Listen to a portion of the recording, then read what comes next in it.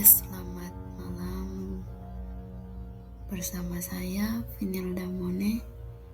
Di sini saya akan menjelaskan beberapa poin presentasi kami kelompok 12 mengenai pembelajaran PKN di SD modul 12.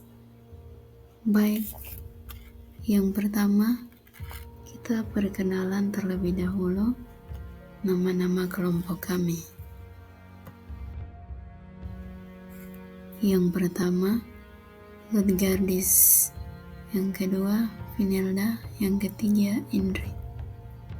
Baik, kita mulai mempresentasikan. Yang pertama, modul 12. Di dalam modul 12 itu isinya konsep dan prinsip penilaian PKN SDMI. Yang kedua, berbagai alat penilaian dalam PKN SDMI. Yang ketiga, model-model alat penilaian PKN SDMI. 4. Penggunaan model alat penilaian PKN SDMI berbasis portofolio. Kegiatan belajar 1. Konsep dan prinsip penilaian PKN SDMI. Penilaian merupakan serangkaian kegiatan yang dilakukan secara seksama untuk mengumpulkan berbagai data sebagai bahan informasi bagi guru dalam pengambilan keputusan tentang diri siswa yang bersangkutan. Keberhasilan pembelajaran amat tergantung pada profesional guru sehingga diharapkan guru dapat memilih strategi. 4. 3 hal yang saling berkaitan dalam penilaian. 1. Penilaian. 2. Pengukuran. 3. Tes.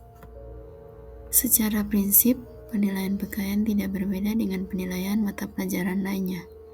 Hanya yang berbeda tekanannya, di mana penilaian dalam mata pelajaran PKN lebih menekankan pada aspek efektif. Jarol Mann dan W.C. Parker menyatakan bahwa penilaian yang dilakukan guru bertujuan untuk 1. Membantu mengidentifikasi tujuan pembelajaran bagi peserta didik. 2. Menginformasikan kelebihan dan kekurangan peserta didik. 3. Menginformasikan peserta didik bagaimana meningkatkan proses dan hasil belajarnya. 4. Bahan informasi esensial kepada orang tua dan masyarakat. Nah, di kegiatan belajar 2 ini kita akan belajar berbagai alat penilaian dalam PKN SDMI. Mengapa penting untuk memahami tujuan penilaian kelas? Secara umum, penilaian kelas untuk memberikan penghargaan terhadap pencapaian belajar siswa serta memperbaiki program dan kegiatan pembelajaran. Sedangkan pada tujuan khusus yang pertama, informasi tentang kemajuan hasil belajar siswa secara individual.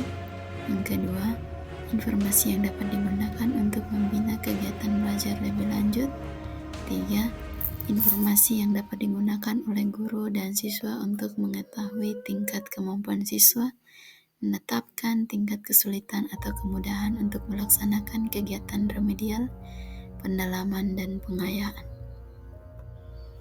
Lanjutan tujuan khusus. Yang keempat, motivasi belajar untuk siswa dengan cara memberikan informasi tentang kemajuannya dan merangsangnya untuk melakukan usaha pemantapan atau perbaikan. 5. Informasi semua aspek kemajuan setiap siswa dan pada gilirannya guru dapat membantu pertumbuhannya secara efektif. 6.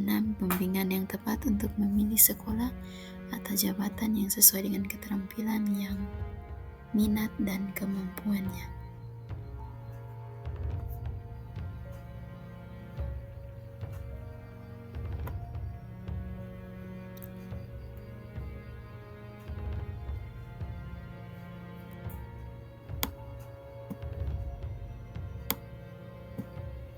Dana tersebut tidak dapat diukur oleh satu bentuk penilaian, maka dapat dikembangkan sebagai berikut. 3. Ranah penilaian berbasis kelas pada mata pelajaran PKN apabila ditinjau dari dimensi kompetensi yang ingin dicapai antara lain: pertama, kognitif; kedua, afeksi; tiga, psikomotor. Di dalam ranah tersebut ada tes tertulis, tes perbuatan, tes lisan, penilaian, dan tes. Model-model alat penilaian PKN SDMI. 1. Pengembangan alat penilaian kelas dalam PKN. 2. Model alat penilaian PKN SDMD. 3. Model penilaian catatan anekdot. Model penilaian daftar cocok. 5. Model penilaian skala bertingkat. 6. Model penilaian sosiometri. Model penilaian pedoman wawancara. 8. Model penilaian daftar baik buruk. 9. Model penilaian daftar tingkat urutan. Kegiatan belajar 4. Penggunaan model alat penilaian PKN SDMI berbasis portofolio. Portofolio itu merupakan kumpulan hasil kerja siswa. Menurut Nurtanio Rustaman, konteks penilaian portofolio mencakup beberapa aspek antara lain: pertama, tujuan penilaian; 2. Peran penilaian dalam pengembangan portofolio; 3. Tujuan penilaian portofolio di kelas; 4. Prinsip penilaian portofolio; 5. Karakteristik penilaian portofolio. Kelebihan dan kelemahan penilaian berbasis portofolio. Kelebihan yang pertama, memungkinkan pendidik mengakses kemampuan peserta didik untuk membantu menulis menghasilkan berbagai tipe tugas akademik. 2. Memungkinkan pendidik menilai keterampilan atau kecakapan peserta didik, dan seterusnya sampai ke 6. Sedangkan pada kekurangan: 1. Memerlukan waktu relatif; 2. Pendidik harus tekun, sabar, dan terampil; 3. Tidak ada kriteria yang standar.